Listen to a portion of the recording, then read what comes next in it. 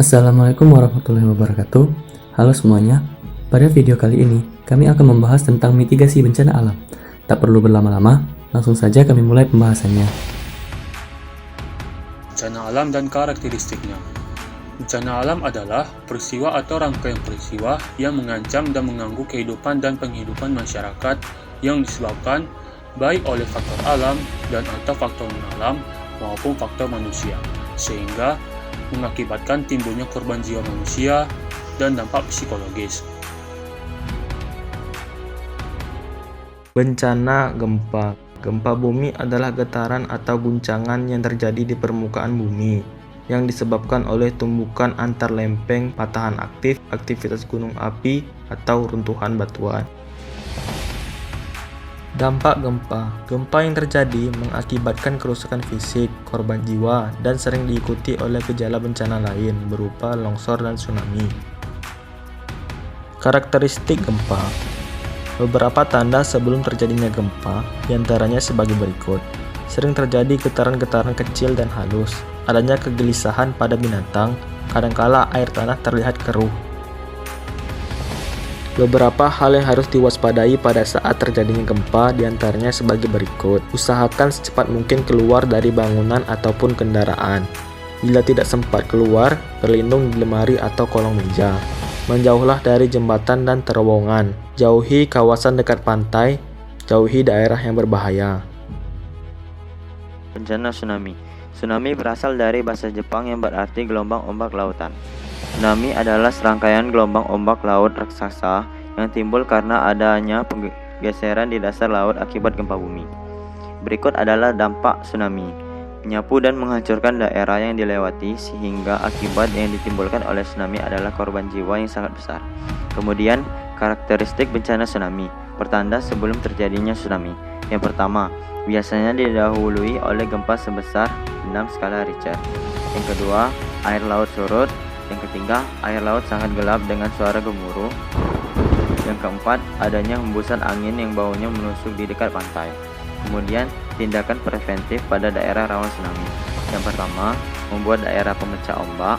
Yang kedua, menanam bakau, pinus, ketapang, dan kelapa. Yang ketiga, membuat bangunan bertingkat yang aman. Hal-hal yang harus dilakukan setelah tsunami. Yang pertama, hindari kawasan instalasi listrik. Yang kedua, hindari kawasan yang mengalami kerusakan. Yang ketiga, melapor bahwa kamu terkena musibah. Yang keempat, segera bangun kembali kehidupan baru. Bencana longsor. Tanah longsor merupakan salah satu jenis gerakan massa tanah atau batuan ataupun pencampuran keduanya menuruni atau keluar lereng akibat terganggunya kestabilan tanah atau batuan penyusun lereng. Dampak longsor. Yang pertama, membahayakan keselamatan masyarakat, mengakibatkan jatuhnya korban jiwa, menghancurkan sarana dan prasarana, dan mengganggu kegiatan ekonomi masyarakat. Karakteristik bencana longsor. Gejala pada waktu tanah longsor. Yang pertama, kerikil dan pasir berjatuhan, keluar air dari permukaan tanah, air sumur di sekitar lereng jadi keruh, dan adanya pergerakan tanah ke arah bawah lereng dan diiringi suara gemuruh. Tindakan preventif untuk mencegah longsor. Yang pertama, kenali wilayah sekitar sebelum memutuskan untuk tinggal di wilayah tersebut, tidak menebang secara serampangan, membuat terasering dan saluran air yang baik. Hal yang dilakukan saat longsor terjadi, segera meninggalkan daerah bencana. Apabila tidak sempat, segera cari perlindungan. Bencana banjir. Banjir adalah peristiwa atau keadaan di mana terendamnya suatu daerah atau daratan karena volume air yang meningkat.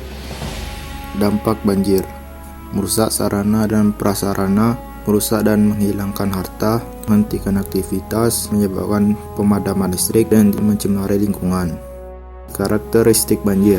Penyebab banjir diantaranya adalah tingginya curah hujan, hutan yang gundul, tidak adanya kawasan resapan air, banyaknya masyarakat membuang sampah di sungai.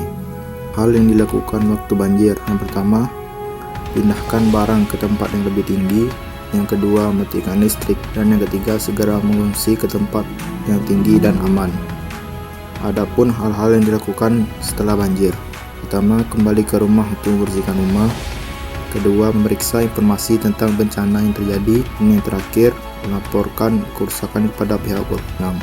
Upaya agar banjir tidak terulang adalah mereboisasi hutan, mencegah upaya penebangan hutan, tidak membuang sampah ke sungai, serta membuat program kali bersih. Dan yang terakhir, jadikan sungai sebagai sarana transportasi sekaligus kawasan wisata air. Mitigasi bencana.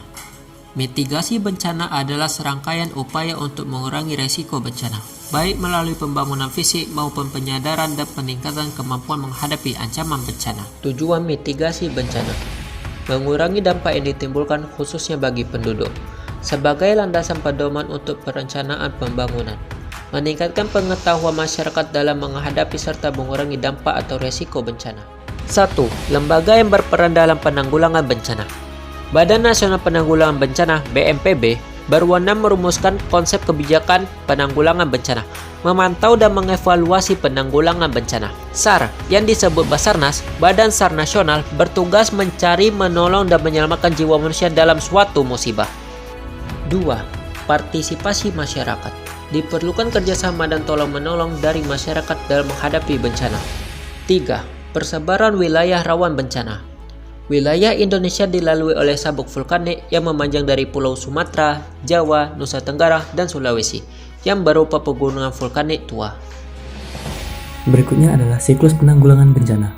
Siklus penanggulangan bencana adalah tahap-tahap yang menggambarkan kegiatan sebelum, saat terjadinya bencana, dan setelah terjadinya bencana. Yang pertama adalah pra-bencana. Yang perlu dilakukan adalah melakukan pencegahan bencana, merencanakan kesiapsiagaan bencana, dan melaksanakan mitigasi bencana. Berikutnya adalah saat bencana, yaitu menyelamatkan diri, menyelamatkan orang lain, dan memberikan bantuan darurat. Kemudian yang terakhir pasca bencana, yaitu melakukan pemulihan dan melakukan rehabilitas terhadap korban dari bencana. Baiklah, itulah tadi pembahasan dari kami mengenai mitigasi bencana alam. Terima kasih. Wassalamualaikum warahmatullahi wabarakatuh.